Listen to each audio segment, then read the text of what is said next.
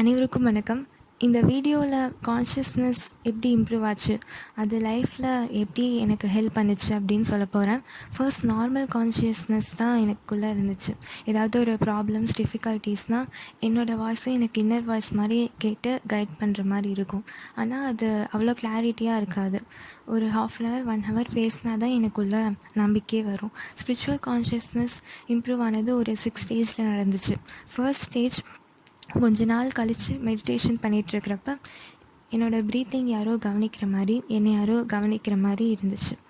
அப்படி தான் consciousness feel பண்ணேன். செகண்ட் ஸ்டேஜ் கான்ஷியஸ்னஸ் இம்ப்ரூவ் ஆச்சு, பட் அந்தளவுக்கு இல்லாமல் வீக்காக இருந்துச்சு. மைண்ட் தான் நிறையா செயல்பட்டுட்டு இருந்துச்சு. அப்போ லைஃப்பில் ஒரு ஹார்டான சுச்சுவேஷன் ஃபேஸ் பண்ணிகிட்டு இருந்தேன்.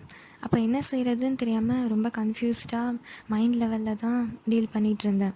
கான்ஷியஸ்னஸும் வீக்காக இருந்தனால சரியான கைடன்ஸ் அதாலேயும் எனக்கு கொடுக்க முடியல.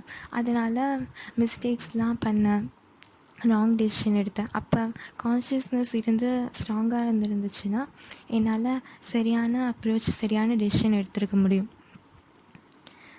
தேர்ட் ஸ்டேஜில் கான்ஷியஸ்னஸ் இம்ப்ரூவ் ஆகி சின்ன சின்ன புரிதல்கள் கிடைக்க ஆரம்பிச்சுது.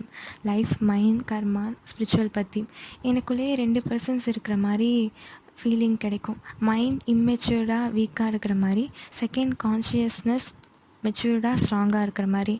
எனக்குள்ளேயே இந்த 2 மைண்ட், கான்ஷியஸ்னஸ் இருக்கிறத செப்பரேட்டாக ஃபீல் பண்ண முடிஞ்சுது. ஃபோர்த் ஸ்டேஜில் கான்ஷியஸ்னஸ் இம்ப்ரூவ் ஆகி மைண்டை ரெகுலேட் பண்ண ஆரம்பிச்சிது. அதனால் மைண்டுக்கும் கான்ஷியஸ்னஸ்க்கும் ஒரு ஃபைட் மாதிரி வந்துச்சு.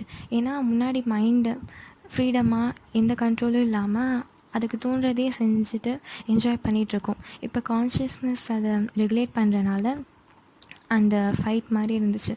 அப்பயும் கான்ஷியஸ்னஸ் மைண்டை ரூல் பண்ணவோ அடக்கவோ இல்லை. கொஞ்ச நாள் இப்படி இருந்துச்சு. அதுக்கப்புறம் அதாவே சரியாச்சு. 5th ஸ்டேஜில் மைண்ட், கான்ஷியஸ்னஸ் இது 2மே சேர்ந்து செயல்பட ஆரம்பிச்சிது. கான்ஷியஸ்னஸ் இன்னும் இன்க்ரீஸ் ஆகி லைஃப் பற்றி, என்னோடய கேரக்டர் பற்றி, மைண்ட் பற்றி, மெட்டீரியல் லைஃப், ஸ்பிரிச்சுவல் லைஃப் இது 2 பற்றியும் புரிதல்கள்லாம் கிடைக்க ஆரம்பிச்சிது. அப்பயும் மைண்ட் தான் டாமினேட் பண்ணிகிட்ருக்கோம். 6th ஸ்டேஜில் கான்ஷியஸ்னஸ் இன்னும் இன்க்ரீஸ் ஆகி மைண்டை ரெகுலேட் பண்ண ஆரம்பிச்சிது. மைண்டும் கொஞ்சம் கொஞ்சமாக கான்ஷியஸ்னஸோட கண்ட்ரோலுக்கு வர ஆரம்பிச்சிது. மைண்டில் வர தாட்ஸ் அதெல்லாம் முன்னாடி மாதிரி இல்லாமல் குறைஞ்சிருச்சு. எனக்குள்ளே இருந்தே கொஷின்ஸ், ஆன்சர்ஸ் 2ம் கிடைக்க ஆரம்பிச்சிது. மைண்ட் கொஷின் கேட்குற மாதிரி இருக்கும், அதுக்கு கான்ஷியஸ்னஸ் ஆன்சர் பண்ணுற மாதிரி இருக்கும். மெட்டீரியல் லைஃப், ஸ்பிரிச்சுவல் லைஃப் 2லேயும் அதே மாதிரி. என்னோடய மாஸ்டர் முதல்ல என்கிட்ட ஒன்று சொல்கிறாங்கன்னா, அது மைண்ட் கன்ஃபியூஸ் பண்ணி வேறு விதமாக புரிஞ்சுக்கிட்டு மிஸ் அண்டர்ஸ்டாண்டிங் பண்ணிக்கும். இப்போ அது சரியாக என்னால் புரிஞ்சுக்க முடியுது.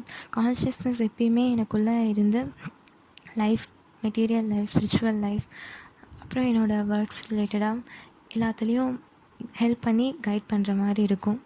எனக்குள்ளேயே ஒரு ஃப்ரெண்ட் இருக்காங்க, ஒரு பெஸ்ட் ஃப்ரெண்ட் இருக்காங்க அப்படிங்கிற மாதிரி ஒரு ஃபீலிங் கிடைக்கும். இப்படி தான் கான்ஷியஸ்னஸ் எனக்குள்ளே இம்ப்ரூவ் ஆச்சு. நன்றி.